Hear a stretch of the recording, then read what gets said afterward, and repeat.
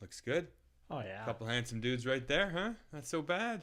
Ladies and gentlemen, in my house today, the one and only Michael Machargo. That's right. I've been practicing saying your name It's tough. all morning. I practice a lot. Machango, I was saying before. Well, that's what Doherty, you know what? Coach Doherty did that to me. What's his first name? He's still kicking. Can't remember. He's Coach Doherty from Gloucester High School, a Yep. very unique individual, and still around. Like he was 70 years old when we went to high school in the 90s. So that makes him 75. Yeah, he's 75. That's a Gloucester High School education right there. 1, 2, 3, 4. So all around, good guy, good do-gooder, Michael Machargo. Machango, yeah. Machango, the founder of the CHEO BBQ. Yeah, which is a huge just deal. kind of tripped into that and away we went, eh? Yeah, we're gonna get into that. We're gonna get into that because that's a huge deal. How much have you raised for the CHEO? I knew you were gonna ask that. Yeah, it's like $1 million, $3 million, $5 million or anything. Oh man! Now when I do the reveal, it's not gonna be as exciting. Oh, is there a big reveal coming up? Well, now it's just gonna be $750,000. That's amazing. Yeah, that's unbelievable. So I'm pretty happy. Over 27 years, a couple goofball guys who got together to raise some money. Yeah. You know, the first year was $40, mm-hmm. and now we're saying it's like 750,000. That's incredible. That's blows my mind. 27 years later. 27 years later. Never missed a year. Nope. Wow. You're always available that weekend. You don't have a cottage. It's penciled in already. What? Oh, here we go. Gotta sync it, otherwise it won't be right. Okay, so yeah, you've never missed a year. Never missed a year. 27 of them. 27. Yeah, let's just start right then, because this is an incredible. So you want thing. The story? Yeah, I want the whole story. Let's we'll get right to it, and forget about small talk. So once upon a time. Did you want coffee? I forgot. No, I'm good at the moment. I'm caffeinated enough to begin with. I'm gonna listen to this story here. Well, it's a beautiful story. It is. It brings tears to my eyes. Okay. So one year, I did what any 19-year-old kid would do. Mm-hmm. Throw a friend a birthday party. Mm-hmm. And what do you need for that party? You need a keg of beer. Booze, yeah. Yep. And a barbecue. And a backyard. Who's the friend? His name it still is Tim Hawes. Yeah. Tim Hawes was turning ripe old, I can't remember how old. Must have been turning 20.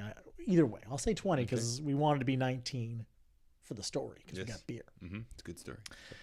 Anyway, so I went out, got the beer, went and bought remember Consumers Distributing? Yes, of course. The magazines, and you pick what you wanted, or a piece of paper, and you handed it to them. No better way to get a barbecue. They disappeared and came back with stuff. Boom, barbecue. Got the beer, got my backyard. Mm-hmm. Perfect. So we got all set up, and we had about, 15, 20 people tops. And at the time, we weren't thinking fundraiser. We were just thinking having a good time. I'm cooking some dogs, doing my thing. And my aunt called. Aunt Christine worked for CGOH at the time, and they produced the CHEO Telethon. Okay. She called, and I picked up the phone. What do you do? I'm like, I'm having a party. I'm grilling stuff. I'm sipping on things. And she goes, well, you got friends there? I'm like, yeah. She's like, do you want to see your name on TV? Who doesn't? Boom! Yeah. Mind blown. I'm like, yeah, I do. So she says, pass around a hat, collect some money, call me back at this number, and I'll tell you what time we'll see your name go across the screen. I'm like, that's brilliant. Mm-hmm. Who thought of this thing? All right, great. So I go to the backyard. I'm like, hey, everybody. Oh, fishbowl. This will do. Yeah. Pass around the fishbowl, throw in some money, whatever. This is before Toonies and Loonies, I think. And so it was $5 bills. Boom, boom, boom, boom, boom. $40. Called her back. Said, Chrissy, I got $40. Perfect. It's just, I think it was like 7 o'clock. Be by the TV. So we keep doing our thing. We're having some burgers. We're having a little more sipping of things. 7 o'clock comes around. I'm like, whoa, everybody. It's time. TV time. Let's go. In the house. Here we go. Oh, there's a telethon. Gathered, huddled around. Mike Machargo, $40. Yes. Nice. I'm the only one screaming. Everyone's like... Because it was just your name. Taking all the credit. Everyone's like pissed. They're like, what are you doing? I'm like, well, that's what the money we raised with your name. Fair enough. Okay. I see the dilemma here. Yeah. So you know what? That same friend had the audacity to have the same birthday the next year. What's the birthday? Is it the same weekend that you still have the exact same weekend every year? He must feel pretty special, huh? Yeah. I refer to him as the Godfather of CHEO BBQ all the time. So the Godfather has his birthday this year too. I'm like, well, guess we can't call it, Tim's birthday party again because we're raising money for CHEO, and that was a lot of fun. Mm-hmm. And we should call it something. Yeah. Because I don't want everyone getting mad at me for saying, it's the Mike Machargo donation day. So we're like, okay, what are we going to call it? My buddy Johnny Hunt, who jumped in 2 feet ready to go on this. Mm-hmm. He's like, real estate agent. Yeah. He's like, what are we going to call this thing? I'm like, I don't know. So you'll have to bear with this fun story, but it's for CHEO and kids. It's for CHEO, and there's a barbecue. It's for CHEO. It's a barbecue. What the hell are we going to... Like, we struggled with this for hours till Johnny comes up with, burgers for babies. Is that what it was called? No, all of our friends said, hell no. No way in hell. I put my money we called in it the CHEO barbecue. That seemed a little fitting. Yeah. It was really easy. Rolled off our tongue. So we made T-shirts that year. We got more beer. Year 2, you've made T-shirts. Yeah, we were really ambitious. Yeah, that didn't work out so well. Anyway, point is, we made T-shirts. We sold tickets for the keg party, and we'll say a star was born. CHEO Barbecue started getting its traction then. To this day, everyone always says they were at the original CHEO Barbecue, and I just say, yeah, you were. Absolutely. Yes. Whatever makes them say yes. Yeah. Yes, you were. How many people were at the original CHEO About barbecue? 15, 20 tops. Wow, okay. Oh yeah, That's good. I'm probably closer to 15. Yeah. And that's $5 each. That's pretty good. That's not bad. We did well. Like I said, for a bunch of rowdy hooligans, we did all right. And the next year, we probably raised the same. We doubled the attendance, but probably still only raised about $40 because we were doing silly things like selling the T-shirts. Yeah, you got to try different things. We were taken away from the donation by selling our own stuff. We had to learn. But year after year, we kept getting bigger. Year 3, bigger again, and we messed around with homebrew. That was a lot of fun. But every year we evolved, and the reputation of a bunch of, like I said, college hooligans and the friends that we had. I was at Carleton. We had friends at Ottawa U, some at Algonquin. So we were starting to cross over to different pools of friends. So it got bigger and bigger to the point where we couldn't have it at our house anymore. Right. We tried Johnny's house and quickly outgrew that as well. Where was the house? In Beacon Hill? So I was in Cardinal Heights, just over the hill. Okay. Johnny was in Carson Grove. Yeah. So just over Blair. And just got too big. Well, where was the original one? Was it my house over here in Cardinal Heights on Mowat Street? Mullet Street? Mowat. Oh, Mowat. Okay. Mullets were cool. Oh, Don't get me wrong. I had a nice mullet. You have beautiful hair. You know what? It's true. But Mowat, I know where that is. That's really close to here. Drive by there all the time. Exactly. Do you know Allison Clark? The Clarks? My next door neighbor. Next door? Right next door. No way. Yeah. Yeah. Allison and I, I'm not going to say she made me play with the Barbies. That's all she had. Yeah. So we played Barbies. Awesome. That's true. But now I lost myself in the story. That's what you're telling me the CHEO barbecue. CHEO barbecue. Year 3 or 4. Year 4. How it grows. It grew a little bit too quick in the second year. It just skyrocketed. But we had a brilliant idea of getting. You could rent the OC Transpo buses to come charter them to take you downtown. Like, okay, how do you get people out of your house when you want them out? Right. So this is Canada Day weekend, right? No. So this is second weekend in June. Okay. Typically falls on the 7th, 8th, 9th. So this is pre-Canada Day. It's still nice and warm. Yeah. And we had the mindfulness of saying, okay, you know what? We're going to get people, having some fun, feeling good, but we don't want them here all night. That's right. We're learning our lessons. That's smart. Like, okay, let's get them out of here.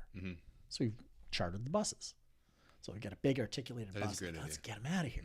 Oh, sorry guys, 8 o'clock. Or 9 o'clock. Let's go. Is leaving. Don't want to miss the fun time. Get out of my house. That's good. Yeah. So we take them downtown, and you'll have to put up with this extra story. We're here for the stories, Michael. The stories are fun. It's nothing but fun. Yeah. We take the bus, and we're like, we've got it for an hour. From Cardinal Heights to the Byard Market. It's what, a 10-minute drive? Very close. We have 50 unused minutes. No. We got to use every minute. Yep. So let's take the scenic route. Let's go down the parkway. Yes. Let's go stop at the Aviation Museum. Maybe we stop for a quick break if someone needs to use the nature. No problem. Yep. Good. No problems at all. Next up, you know what we should do? we should all wave at the Prime Minister's residence, or we'll say wave. Perfect. Done. We kind of pause. We're like, yeah, we don't want to be stopped. Let's just keep going. Parliament Hill. Why don't we go to Parliament Hill? Perfect idea. It's like, all right. And this is before they didn't let any other vehicles on Parliament Hill. It's kind of easy. Just kind of roll up. Yeah. There's one security there. Like, oh, sure. Yeah, you guys seem harmless. A bus full of drunken hooligans. Come on. Go see the Centennial Flame. Yeah. Perfect. All right, good. We get there. Like, okay, what are we going to do? Johnny's like, let's do, they get off the bus, run around 2 times, get back on. Done. This seems like a great idea. What could go wrong? Yeah. We say, everybody, okay, let's get out of here. You got to do 2 laps, get back on, finish your drink, and we're leaving. No problem. We get off.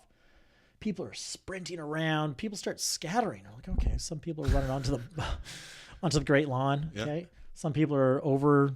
Is that what it's called? The Great Lawn? I thought it was called the Great Lawn. Does that make sense? Okay, go on. Sounds good, though. Yeah, it's a great I think name. they should. It's a great name. Hashtag it. Yeah. So we get surrounded because people are just everywhere now. So, like I said, the Centennial Flame, the Great Lawn. Some people are wandering into Wellington. They have no idea who we are. That poor security guard must have took a licking by his superior. But either way, RCMP surrounds us.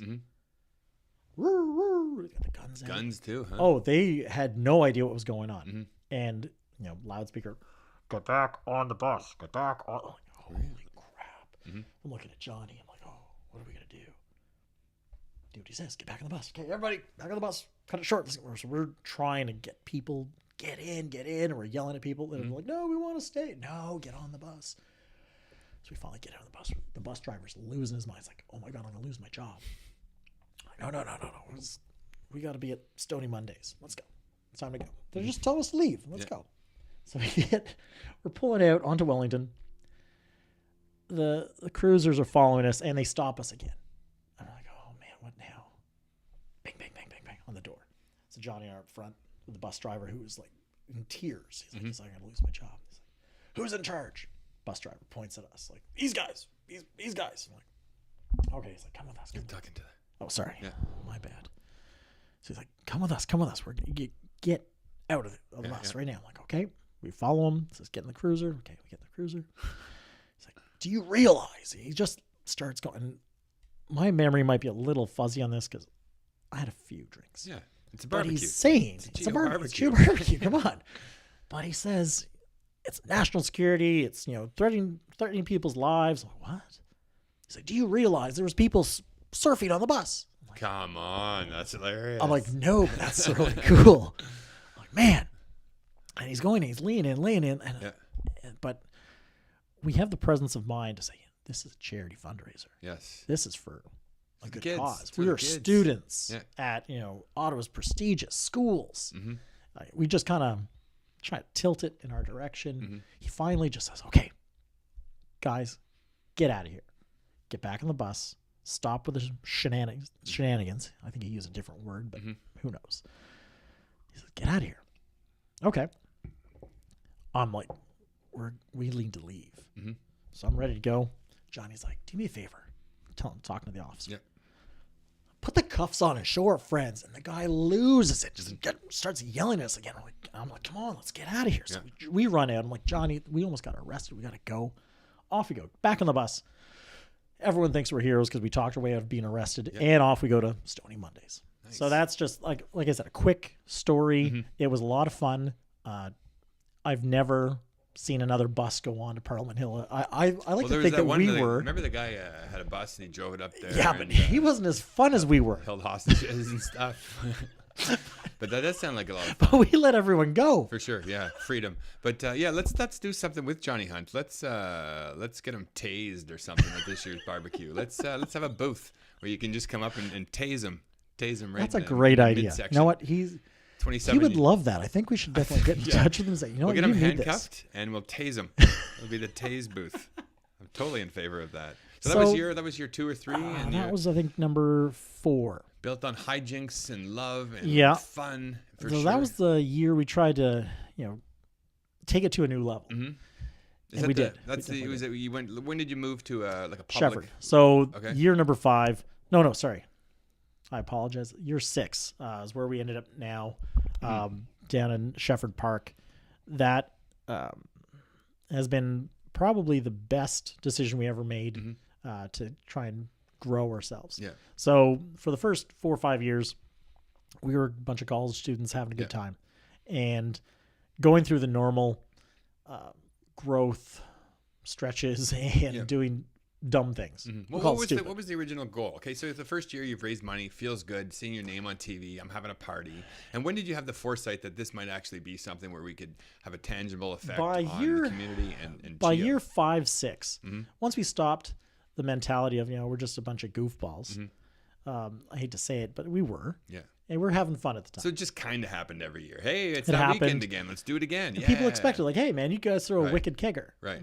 Because, I mean, on some level, we all want to do things for our community, and we just don't know how, right? You look at everybody, and everybody has that same sort of feeling. Like, I'd love to do it. I just don't have time. I just don't know what to do. And here at a young, early age, 19 years old, I mean, you guys have stumbled across something that's fun for you. That's what I say. Right? Like, we stumbled upon it. And every year we learned a little bit more. Right. And by, like I said, by year 6, most of us are finishing up university. We're like, okay, this is great. It's been fun. But we all saw elements. Yeah. There was a small group of us that would pitch in every year and do it. And we're like, okay, we saw elements of, okay, if we do this properly, if we do this, we can actually raise some serious money. So that's when we started thinking about it not as just a party. Okay. So it was like, okay, if we do this properly, we can make some serious coin for CHEO. So break it down into and we're doing steps. our community. Yeah, and so that's when it really started.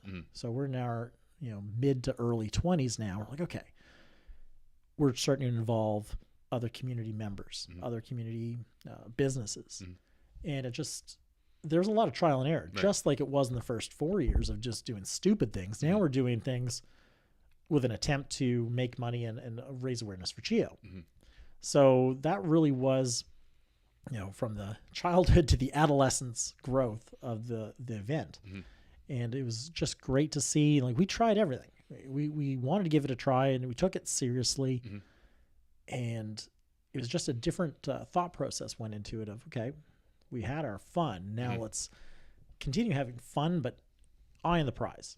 Instead of making $40 every year, we started making $1,000 or $2,000. Was that the original goal? Say year 5 or 6, let's like by 5 or 6, we're like, hey, we want to raise thousands. Yeah. Not just the $100 or whatever it was. Like the donation in the first few years was just an afterthought. Like, okay, hey, we should probably make sure we do something with the money here. It wasn't always about raising the most. It was just, hey, let's have some fun. Okay, we got a little small purse of money here. Great. Make the donation. But by 5 and 6, we had thought, okay, we need to do something serious with this and stop playing around, because we've got like 500 people coming. This is worthy of. That's a big deal, man. 500 people is a big deal, man. Substantial donation. Yeah. By year 5 is. So year 5, you had 500 people attending? Yeah. That's amazing. We sold tickets. That's a huge growth. That's another fun story. Yeah. So year 5, we thought of it as a business. We still had the fun element. If you remember, Molson had the blind party promotion going on back in the early 90s. Can you find that many blind people? Suppose you can if you're looking. They don't move. So it was all about promoting a party. You didn't know where the destination was. Look for the German Shepherds. Yeah. A lot of canes. Oh, okay. So it's a party, and they don't tell you where it is? Exactly. Okay. So we adopted that theory. Like, okay, let's throw the party, because I couldn't have it in my place. Johnny couldn't have it at his place. We looked around everywhere in the city going, is there a backyard big enough in the city? We tried all of our friends. We said friends of friends. We're like, okay, what are we going to do? People are expecting this party because we're talking about it. We're yapping away, and people, are you guys doing that CHEO party again? Yes, CHEO BBQ. It's coming up. It's in 2 weeks. All right. We don't have a venue. We're ready to go. We're buttons on the dial here for getting the beer, getting everything we need. No venue. Okay, what are we going to do? So we made lanyards.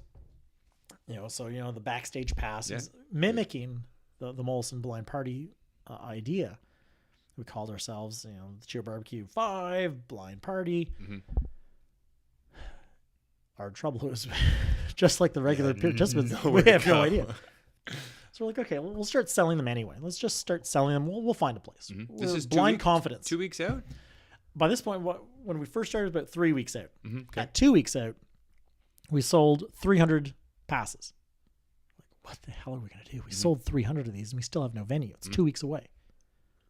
We did what anyone would do. Make 150 more. Yeah. Keep Start selling. selling.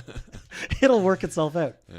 So we're busy one Saturday afternoon, promoting, going out, selling these. We're in the Byron Market selling to our friends. Hey, we're going to be at this bar. Come get us. We'll sell you the passes. How are you promoting? On the radio or No. just Word of mouth. Nice. Word of mouth. Wow, that's impressive. 500 people and word of mouth. That was, like I said earlier on, building off our fan base, we'll call it, from Carleton, Ottawa, Algonquin, across the river, you name it. Mm-hmm. People say, oh yeah, we know that party. It's great. It's a lot of fun. So we sold the 450 and that one afternoon we're sitting there. We're like, oh man, what are we going to do?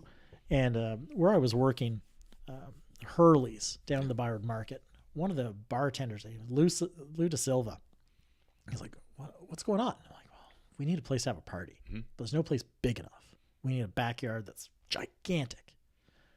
It's like, well, I got a place. I got a farm over in Cumberland, Rough Trim Road.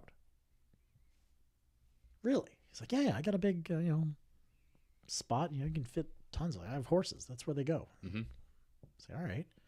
So you want to see it? I'm like, yeah, can we go? We're like, now. Mm-hmm. So we take off that afternoon. We look at it. And like, oh man, it's fenced in. It's perfect. He says, we'll just stay out of the long grass. That's where the horses go. I'm like, all right. He's like, do you need anything else? I'm like, nope. Boom, speed dial. Okay, we get the buses. We once again just knowing that we can charter buses. Okay, we got 450 people, 3 articulated buses. Perfect. We're gonna charter them from Gloucester Center, take us there. Mm-hmm. Got the beer on speed dial. Okay, ordered that. Done. Food. I guess we should feed people. All right, we're in the middle of nowhere. So we're coming out that day, and there's a chip truck standing at the end. Nice. He's like, hey, you want to make money this Saturday? He's like, why? He's like, we got 500 people coming to a party, and we don't have any food. Mm-hmm. He's like, oh, okay, sure. He's kind of like, I think you're full of crap, whatever. And we're like, yeah, trust me. Like, so give me your number. We'll give you a call and make sure you're ready. Yeah. He's like, yeah, sure. Okay, all right. So in our mind, he's set. Yeah, we got it. In my mind. French fries, yeah. Oh, yeah. That's He's all good. you need, It's hot man. dogs, French fries, soda pop. So I got that covered. I'm like, oh, wait.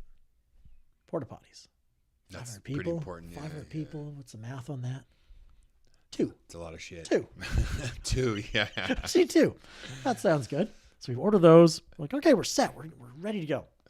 So day of comes. We're like, all right, let's do this. People start showing up. They're parking everywhere. They're like, it's mayhem. Yeah. If you build it, in the parking lot at where Moxie's is right now. So we've got our buses lined up. We're like, okay, this is 3 of us on the team we're like, okay, we're gonna mess with people's heads. Each bus is gonna take off in a different direction. Once again, we've got these buses for an hour. Yeah. Let's go for a spin. Mm-hmm. So each of us takes it on a little small goose chase, Mm-hmm. and we all end up in the same spot. People are like, where the hell are we? Mm-hmm. Till they see we've got a buddy out there. He's got a sound system plugged into like at least 10 extension cords to the house that our friend lived. So he can start playing music. He's got a 10-disc changer. Remember the 10-disc changers? Yes, of course. Oh, yeah, they were awesome. sweet. So here's our DJ. You needed nothing more in life than a 10-disc CD changer. Just put was it on brilliant. shuffle. It was And awesome. you have a party. He was the DJ. Yeah. But got that going. People are like, okay, there's the beer. We bought one of those Canadian Tire little tents, little screened in tent, 10 by 10. Well, that was the bar. Mm-hmm. Keep the mosquitoes off. And it's blaring sun. No other tent out there. We don't need it. Forget it. We got a volleyball court. We're good. You have beautiful olive skin. No fear I'm of good. sunburn there. Look at that. Good. People see the 2 porta potties. They know we mean business. Yeah. So we get there. Like, oh, crap. Shit. Where's our chip guy? Mm-hmm. He's still over in the corner. So we drive back, and I guess he saw all the buses go by. And he's like, what the hell? Mm-hmm. So I go over to talk to him. I was like, dude, I can't remember his name for the life of me, but chip guy. I told you. It's Saturday, 2 o'clock. He's like, I thought you were full of it. This is crazy. I'm like, grab your stuff. Let's Yeah. go. Let's go make some money. Yeah. So he's packing up his gear. He's on the phone. He's like calling people. I need more French fries or whatever it was. Yeah. Potatoes. 20 minutes later, he's there set up, cooking stuff. He's wailing. Mm-hmm. So we're having a great time. We have to tell people, okay, remember, stay out of the long grass. Mm-hmm. That's where the horses go. I found out what that meant. The horses leave their poop. Yeah. Yeah. I thought that's where they went and ate. Probably a little of both. Or you don't eat where you don't shit where you eat or something. I don't know, but we had to tell people, warn them. Yeah. So after a full day of sunshine on a farm, no protection from the sun, Mm-hmm. no water, because I'm pretty sure the guy in the chip truck either ran out or we didn't have any. Yeah. We didn't have a first aid kit. By the time the sun was going down, the mosquitoes were like crazy. People were dying of malaria, I think. Mm-hmm. And we all just said, what time did we book those buses to come back to get us? Mm-hmm. Shit. Another hour. We've run out of beer. People are starting to gripe. I'm like, okay, what is the positive here? We're going down to a bar in the Byard Market. We're giving away U2 tickets. Just kept reminding people start losing their mind because now they've had enough beer. They're like, just get their mind focused on something else. Yeah. Boom, that did it. To the market. To the market we went. Yeah. So I think we took them all away. No one got hurt seriously. Mm-hmm. A few scrapes and stuff for climbing the wooden horse fence. Mm-hmm. But at the end of the day, we raised close to $2,000. Yeah, that's awesome. So that was a big jump for us. Yeah. And a big learning. We did a post meeting going, okay, a lot of stuff could have went really, really wrong. Mm-hmm. We weren't really set up for medical attention. We didn't have, we ran out of beer. We didn't have some of these contingencies planned out. Mm-hmm. So that really, I think, shaped what we did for year 6 when we moved to Potvin Arena and Shefford Park. So getting the permits, getting the proper food set up, plenty of, all that started lingering in our minds of, we're playing at a certain level here, but we need to be up here or even higher, right? So every year was an improvement. Mm-hmm. So as I love the stories and going through our learning curve, it all helped shape what we are today. Mm-hmm. Knowing that we go through things a year in advance. Yes. Like we're deconstructing last year to make sure this year either we copy it or change it to make it better. Mm-hmm. And I'll always remember fondly all these stories because they really did make us realize, man, we're lucky. Mm-hmm. Everyone turned out fine. No one got a horse foot in the head. No one died of exposure. Mm-hmm.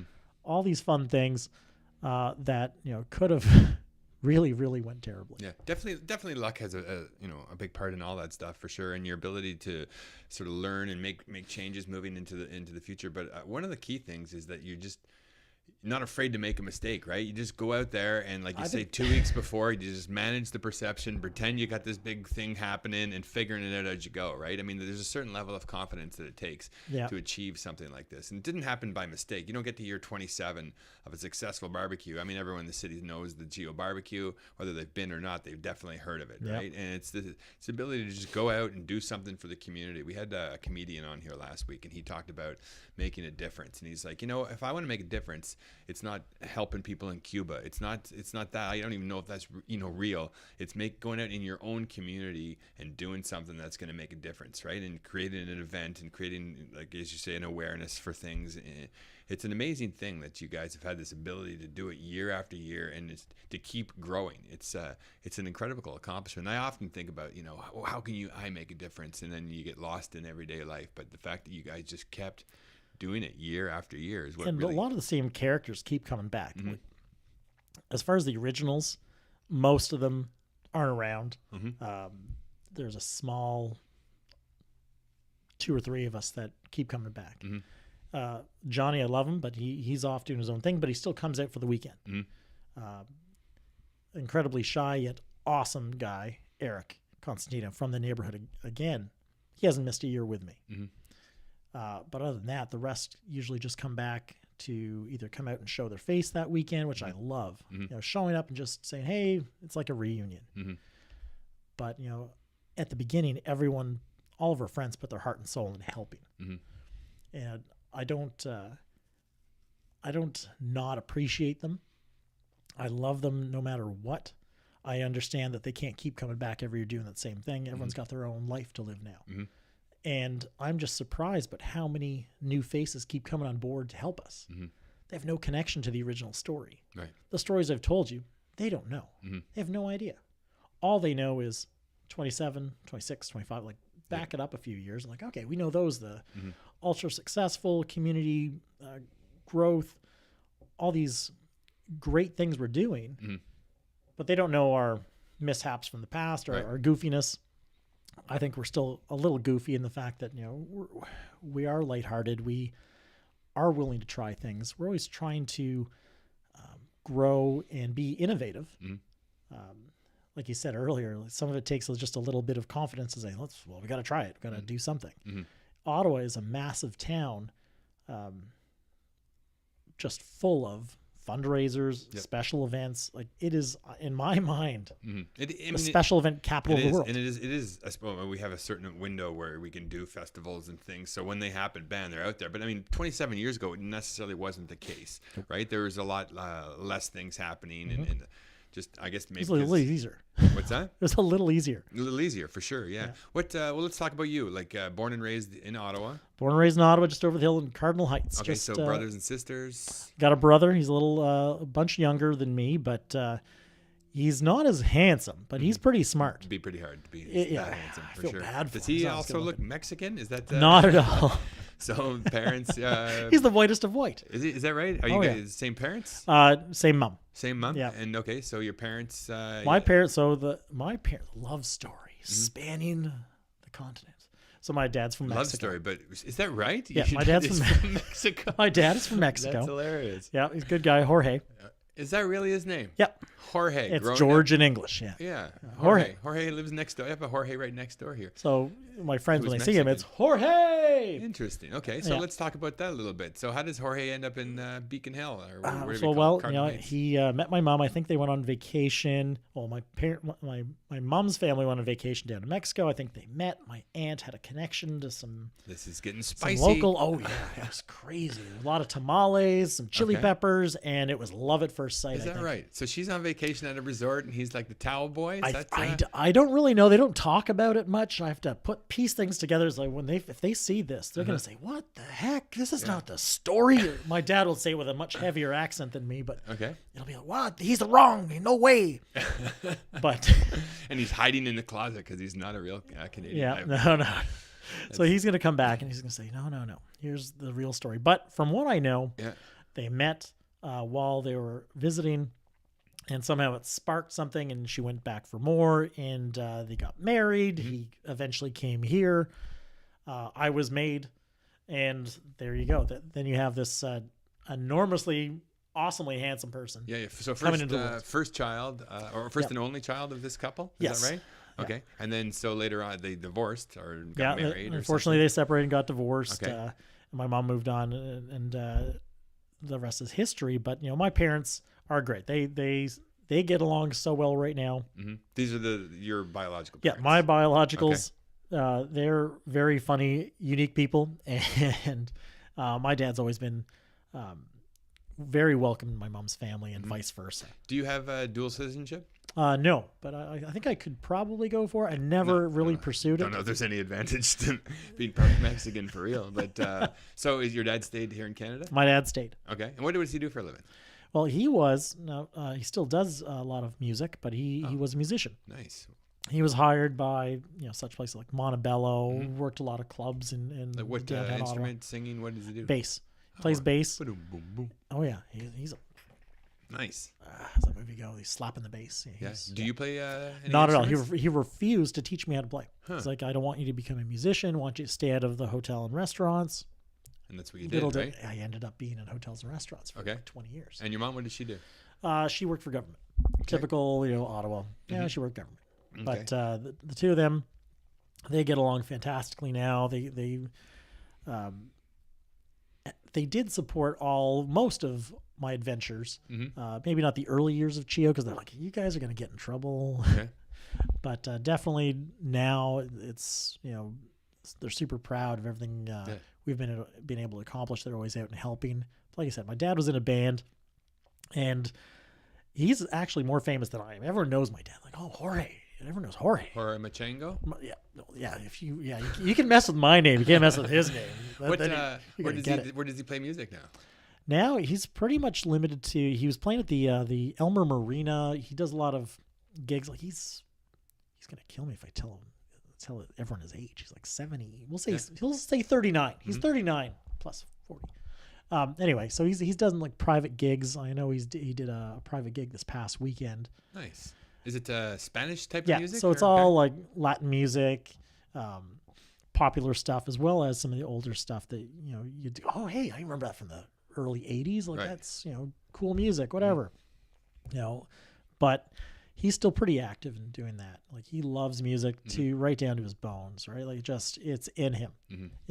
He never taught me how to play, but I was a professional roadie. So lugging around the equipment, that's what I did. Right. All right, here, speakers. Here we go. Soundboards. Yep, you bet. So an appreciation for the stuff that goes on. I love music. I still do love live music. It's great. So I think definitely appreciation of music, like you said. Just seeing it live for so long. I remember being a kid, and my dad would have practice. And everyone would come over. They're in the basement, and everyone's nice. I'd be like, oh, so mind blown. I'm like, okay. So once they go for a break or whatever, I'm on the drums, I'm messing around with guitars, and you'd think, oh, stay away from that, but they're like, yeah, have fun, do whatever. I'd be blah, blah, blah, blah, bam, bam, bam, bam. But it was just fun, like growing up in that kind of atmosphere.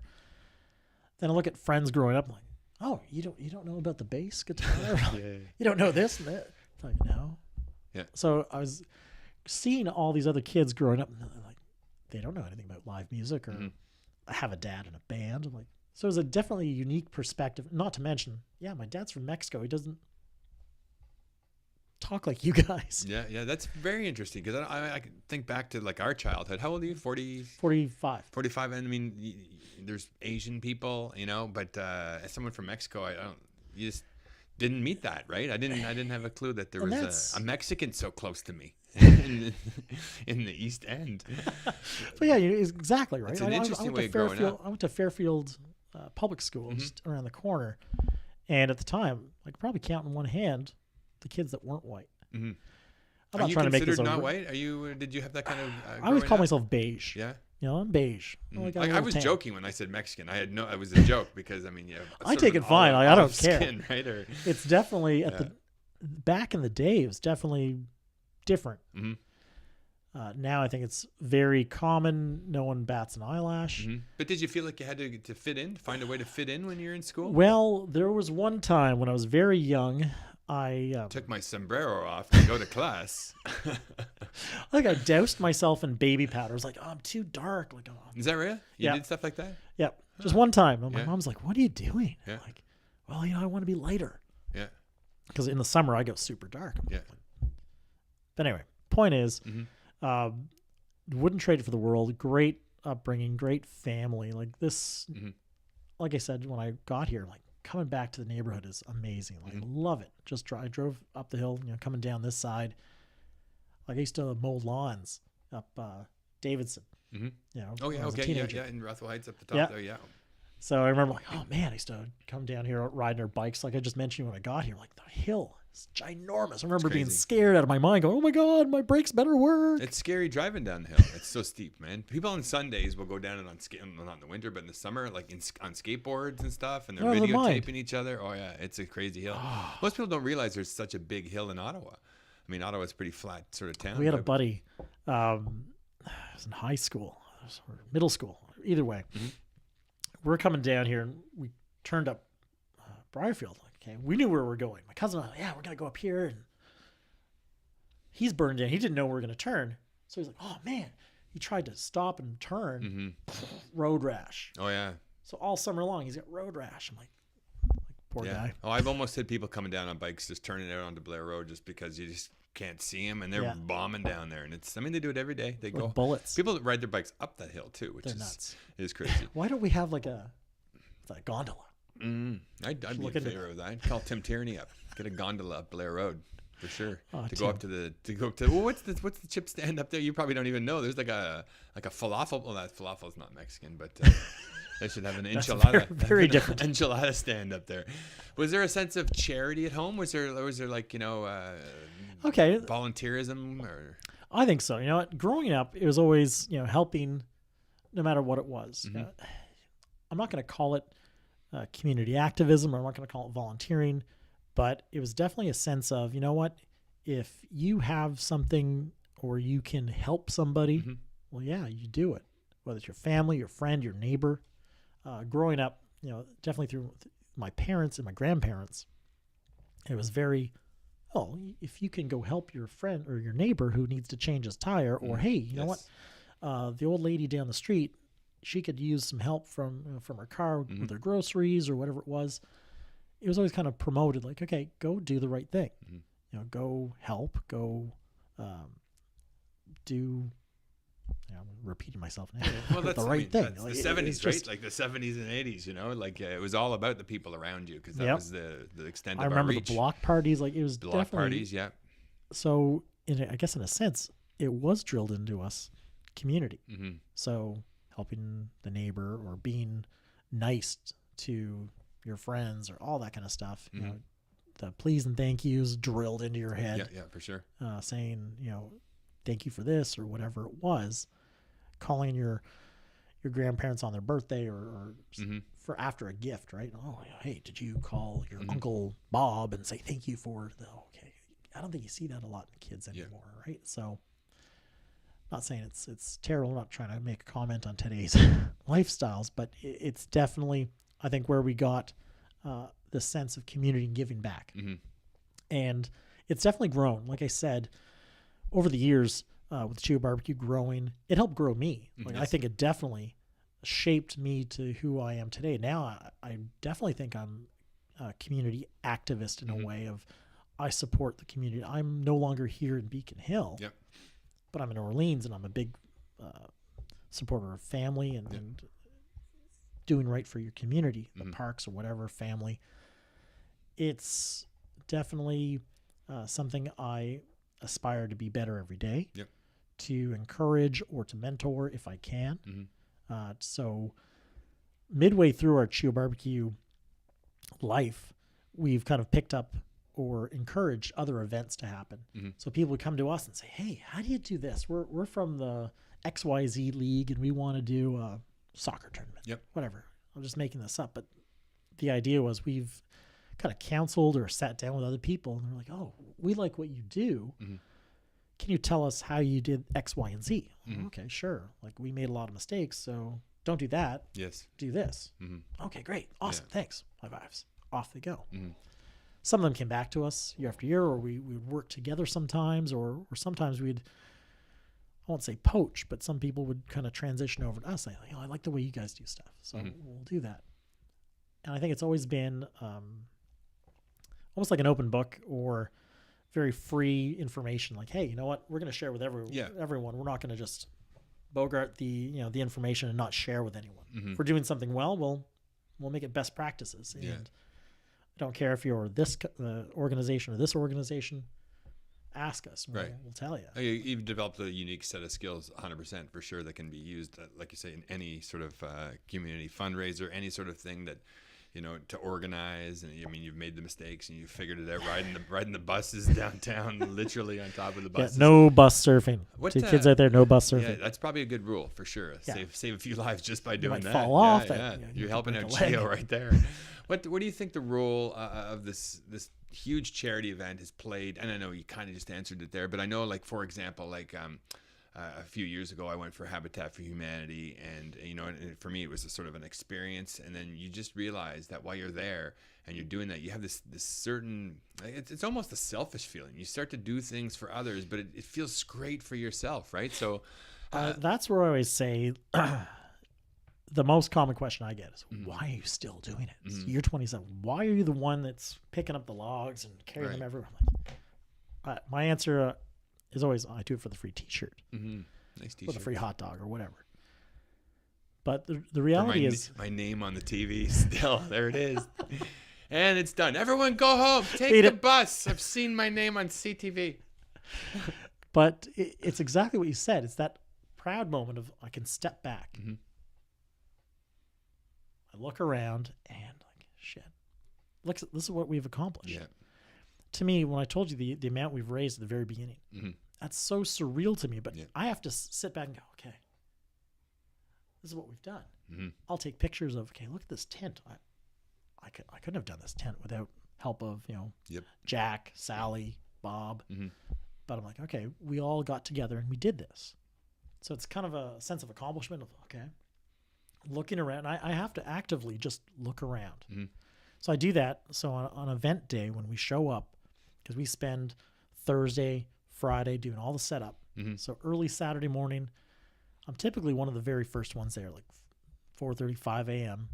And I'm like walking around just by myself so I can appreciate and just go, okay, look at what we've done. We haven't even launched yet today. Mm-hmm. And it's just appreciate where we've come from, knowing that year 1, year 2, whatever, all those experiences leading up to, year 22, year 15, all of these things. I'm like, wow. Because of those experiences, it's shaped what I'm seeing right now. Mm-hmm. Why we put this a certain way, why we have, special guest, why we have someone like yourself as our honorary chair. Honorary chair. We'll get to that for sure. Yeah. Big deal. Every year we try and do something a little bit better, a little fun, mm-hmm. innovative if we can. But back to answer your question, it's that sense of pride of like, this is why I do it. Mm-hmm. To say, this is cool. This is awesome. I feel good. I've given back. Right. When my time is done, I'll be saying, you know what? I led a good life. I raised some money. I raised some awareness, but I accomplished a lot of things. I got to work with great people, mentor some really cool cats, and this is it. 100% for sure. It's that feeling. And it's funny because it does sort of turn into a selfish feeling, and you're like, I'm here for other people, or outward looking in. People are like, oh, he's just doing it for others. But ultimately you end up doing it for yourself, right? Like I like it. And if you can give that message to everyone else around you, it's a huge task. It's another sort of an accomplishment, right? Is you can let people realize that by helping others, you're truly helping yourself, right? I mean, it's the great feeling. And that's why you get so many volunteers every year, or exactly. or people wanting to help out because they also want a piece of that. And I try and bring it, mm-hmm. I bring my A game and just show up ready to lift mountains. Right. Because it is a lot of energy for you when you think about all the, maybe that weekend's 3 days or whatever, but like the thoughts that go into it, the energy that goes into it, right? It is physically and mentally draining. By the time it's done, mm-hmm. I'm tapped out for weeks. Yep, I bet. Like just done. Mm-hmm. And for a long time, we used to joke about it. Like, I don't want to hear from you, like other people in the committee. Mm-hmm. I don't want to hear from you for 2 months. Yeah. Like, take a break. Talk to me late August. Yeah. Other than that, piss off. Right. Like, I'm just tired. I can't do it. Yeah. Just. Were there any years where you thought it wasn't going to happen?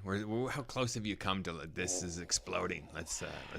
Well, that's part of the learning curve, right? Yeah. So I can't remember what year it was, but midlife season, I'd say somewhere in the teens, we had lost a sponsor.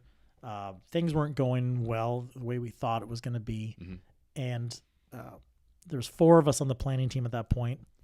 And we all decided, okay, we're going to invest our money, which mm-hmm. we typically did at the beginning, but knowing we'd get the money back. Mm-hmm. So we're like, okay, we're all each going to invest a few thousand to get this done. Yep. But there's a strong possibility it doesn't come back. Mm-hmm. So split 4 ways each. I think we were each in for 3,000 to 4,000 each. And with the possibility we weren't going to make it back. Mm-hmm. That was probably the scariest year for me. Yeah. But, it all worked out. We were worried about people not showing up or this, that, and the other. Right. It did work out. We didn't make a huge donation for CHEO that year, mm-hmm. but we got enough to cover it, and we broke even plus. Yeah. So I think we raised $1,500 or $2,000 that year. Mm-hmm. And it was the best. Like, this is coming off a year where we raised like 15,000. Like, okay, so is that right? You raised 15,000. Okay, I guess so. Early on. Yeah. And we're like, holy crap, we really have to watch how we do our skyrocketing and how we plan out things. Mm-hmm. We have to be a little more modest, or it just reshaped how we approached it. Mm-hmm. And to say, okay, if we don't hit, A, B, and C, we can't do plans, 1, 2, and 3. Yeah. We have to readjust and limit the exposure, I guess you could say, or the liability. So like I said, all these things helped shape us. And, like I said, it's shaped me in the same way, like knowing how to think of things or how to think a little more creatively sometimes. And definitely managing volunteers. That's a whole new subject. Yep. That's human resources. That's the hardest thing, man, for sure. Everyone does it for different reasons. Like I said, I'm very fortunate. I'm very happy. At the beginning, it was our friends who helped us, and that was awesome. Then it was strangers. Yeah.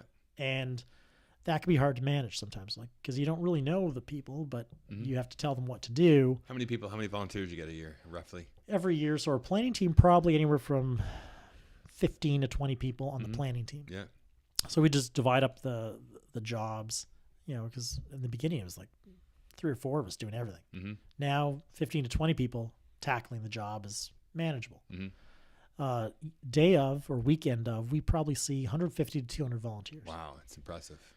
So I'm probably shooting a little high there, but it's enough where there's a lot of personalities coming to play, different shifts. Like I said, our weekend starts on a Thursday and we don't finish till Monday at noon. Wow. Like by the time everything's cleaned up, I'm pretty proud of the fact that, the city's happy with us for a reason. When we leave that park, it's immaculate. It's like we were never there. We're there cleaning up Sunday and part of Monday to make sure there's no evidence that we were ever there, we ever hurt anything. The grounds are well kept. We have rakes to make sure the grass is back to where it should be. Or some tools to fix the fences or whatever it was. How many people are going to attend this year? In my dreams, 1,500, 2,000. 1,500, nice. And how much do you think you're going to raise? My goal is probably, we did 28,000 last year. Obviously, I'd like nice round numbers. 30,000 would be great. Yeah. In my mind, then I'm thinking my stretch goal is 35,000. Wow, that's amazing. Which I think is doable. Is it weather dependent too? It is heavily weather dependent. As much as I'd like to dream that it's not, it really does affect our walk-up business. Our tournaments are very loyal. We've never had a team drop out, no matter what, in any weather. We've had some pretty awful weather. It's beach volleyball, right? Beach volleyball. So sand courts. We've had beach volleyball. We've got the 5K run and ultimate tournament all at the same time. Yeah, that's so a huge park down there, right? That's huge, ginormous. We could probably do 2 more events in there. Obviously, hockey would be an easy one because it's the Sensplex. Right. We could do soccer. We could probably do multi events. Yeah. And still be fine for space. But back to my finish my thought. But we've never had a team drop out or anything because they're so loyal. But what it does affect, so the weather, if it's crappy, if it's cold, it's wet, rainy, we lose the families, which is where I see our growth. Our walk-up business with the families. When it's terrible weather outside, it kills us. So we've had years where it was just cold and wet. We see under 50 families, and it sucks. Right. But I'm a father myself. I'm like, would I bring my kids out in this? Probably not. I get it. How many kids you got? I have 2. 2 kids. Yeah. Okay. How old are they? Sir? 15 and 5. 15 and 5. Okay. So they help out. They see dad doing this. Yeah. So the eldest has volunteered the past couple of years. Loves it. Probably wants back in. And the youngest just likes to come out because it's just fun. He sees dad running around. He plays on the bouncy castles, whatever. He's big fan. We just brought in, he's in jiu-jitsu and I made a deal with the owner of his jiu-jitsu dojo to come out and do a demonstration and stuff. So he's super pumped about that. He's like, oh, my dojo's going to be here. And he's super excited. So he's like, I'm going to help. I'm like, perfect. There you go. So getting in young. Yeah. What other things? Is there music there? Is it a beer tent? Yeah. All right. Here we go. So other than the sports, we've got obviously music used to be live music. Now it's all DJ. Okay. So our friends at Quality Entertainment, they take care of us. We're dialed in all day long. No speaker set up everywhere. No Jorge Machargo on the bass. Boom, boom, boom. Once upon a time, yes. Yeah. But not any longer. It's just a little more cost effective. Yeah. And easier to set up with the DJ.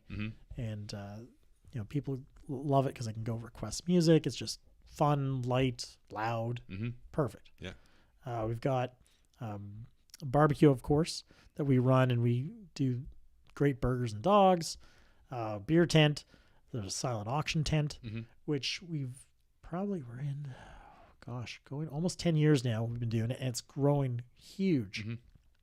The amount of items we have. Oh my God, he's going to kill me. I want to say we've had over $20,000 worth of items. Yeah. And it's everything from hotel stays, your typical stuff, right? That's a lot of work, man. Someone's calling up all these businesses asking for something. That's not easy. He's right? on it. Who is that? Who does that? Eric Constantino. Okay. Yeah, I know him. And he's got a team that helps him out there, but he manages. But they do all the calling. They get everything lined up. They've started months ago because they have to. Yeah. They got to call around these businesses to make sure they don't miss out. Last year they had some great things, like there was a coach purse, there was trips for this. We have a Disney vacation. Basically, it's Disney Estates. It's called. Yeah. So another local guy. Hey, we'll get you some tickets to Yuck Yucks. Yeah, that's what I'm talking about. There we go. Bam, whole bunch. Mark Hatfield's Friday night. And they're awesome. Yeah, that's especially great. with Yuck Yucks. Everyone's going to want to see you. Those tickets are going to be the hottest 100%, thing. 100%. Yeah, I'll have to get you a few for sure. A couple extra. But that's great. So, and this year you've chosen a very gregarious, handsome honorary chair, which is me, Mark Hatfield. He's amazing. Have you heard of this guy? Yeah, all I know, funny. You phoned me and I said, all I want to do is be better than Leanne Lang was. That's just, I know she had it 2 years. I'm going to take 1 year to do what she did in 2. Whatever she did, I will do. I'll clean up. I'll be there on the Monday with the rake. That's what I'm talking about. Yeah, was Leanne there in the long grass? No. No, the long grass is where the horse poo was. I tried to say, like, you're going to take them all down. Tried to warn them. I was giving them a heads up. Yeah. Who else we got? It's 27 years. That's a lot of honorary chairs. There's quite a few. There's some years we didn't do any because we forgot. I'm not gonna lie to you. We just forget sometimes. It's either sometimes. Mark Hatfield or let's just not do it anymore.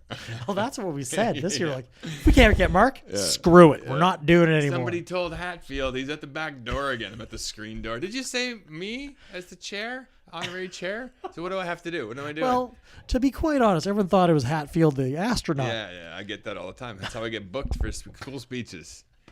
Like, that guy does not look like he'd fit in a spaceship. I've been called, what do you call it, a space cadet, but no. So what do I got to do? What's the deal?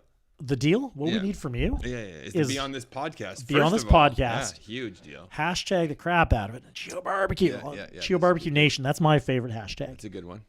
But we're just looking for people who are community minded. Yeah. That will say a couple good words about us every now and then, and we're going to say good words about you all the time. That's good. And of course, the weekend of, you got to show up for at least, I think it's in the contract, 77 minutes. Let's see if I can fit that in. Yeah, 70. I don't know why we came up with 77 minutes, but yeah. What about Tim Tierney? Has he ever been the honorary chair? Let's go through this. No. Okay, good. He has not. Wow. Wow. One up on him. He's been on this podcast. I think we could throw down a lot. I think we could start a lot of feuding. I think there definitely should that be would be sort of a competition. Like Twitter. Yeah. Battles and Facebook Live battles. Yeah, he probably has a big part in why that area is so nice, right? Tim has had a huge impact. Yeah. So big shout out to Tim. Love him. Dog park. He made the dog park happen. Yeah, I don't have a dog sitter. No. Yeah. No. You could do a look like your owner contest. I mean, a Blackburn and Fun Fair used to have that. I had a wiener dog growing up. I never did any. I never won that. But so there's thanks, a lot of Tim. I also said I wanted a petting zoo. I don't think we're going to have that. Some alpacas. But Little Rays will be there. Little Rays will be there. Who Absolutely. was a Gloucester High School graduate too, right? Really? Come on. You didn't know Little Ray? I didn't know that. Paul Goulet. Or Peter Goulet. Paul Goulet. We'll just say Goulet. Paul Goulet, yeah, he played football with me at Bishop's at Gloucester High School, and his dad was Big Ray, and he took the nickname Little Ray, and that's hilarious. Hopefully he's going to be on this podcast. I did not know that. Yeah, there you go, Gloucester High School. Another graduate. quick aside, just so everyone knows, you ran me over when I was in grade 9, just flattened me. Were you on the football team? Yeah, it's unbelievable. I had no idea. Yeah, just I was flat. Really? I was 130 pounds. How many years did you play football? All 5. Seriously, wow! So we've known each other in the past. That's amazing. Once upon a time, oh yeah. I should have known that. I think it was grade. I think you must have been grade 12 when I was in grade 9 or whatever. Okay. Yeah. I'm short, 5'8". Okay. What position did you play? Back then, I was a DB. Kicker. Oh, DB. Yeah. Okay. Then I went to wide receiver, played slot back, running back, corner. With Jeff Hamlin. Yep. Yeah. Well, it's a great environment. I mean, it's probably why great. you're such a great person too, for sure. I mean, Hammy shaped us, right? Yeah, I 100% agree, man. You don't realize at the time that these coaches, these teachers, parents, all these things, Absolutely. that you're just sort of putting. You assume everyone's that great a person. You know what I mean? Like I thought every high school coach was a great guy like that, and it's those lessons we learned from that early age that have carried us through life. And I mean, there's lots of great people who have gone through that system and have come out helping people and community minded and all that stuff. And we owe definitely a lot of great Gators out there. A lot of great Gators out there, man. Yeah. That's amazing. Well, it's been an hour. Thanks a lot for coming, man. Yeah, that flew by. So the CHEO BBQ is the dates Saturday, June 9th. Saturday, June 9th, and it starts Thursday. So sign up. What? We'll go. That would be the 7th and the 8th and 9th. And if you want to help clean up, that's the 12th. Yeah, that's the Monday. Exactly. I'm going to get you out there. Bring in your rake. Yeah. Oh, you know what? I totally said last year's date. It's June 8th. June 8th. I just had to double check to make sure I wasn't that guy. Is there a website where people can buy tickets? And CHEOBBQ.com. No tickets needed. Mm-hmm. We don't sell those anymore. You just show up. It's donation based. Oh, wow. So if you show up and you see a fishbowl. That you probably raise more money that way, huh? Yeah, nice thinking. That's absolutely. a good idea. We set up a bunch of fishbowls at the site and buying into getting a hot dog or whatever. All that helps us make money. So we said, we don't want to just have the door fee. We're not making a lot out of there. I want to encourage families to show up. Yep. Families to show up and pay a little money. Great, by doing different events. Yeah. I don't want to just hit them up for money at the door and they don't do anything when they're inside. Right. So check it out anyways, and they'll come back every year. That's great. So June 8th, let's do that. Let's do that. And my goal, be better than Leanne Lang. That's all. Thanks a lot, man. Hashtag. That was great. Hashtag, yeah. We'll get this stopped.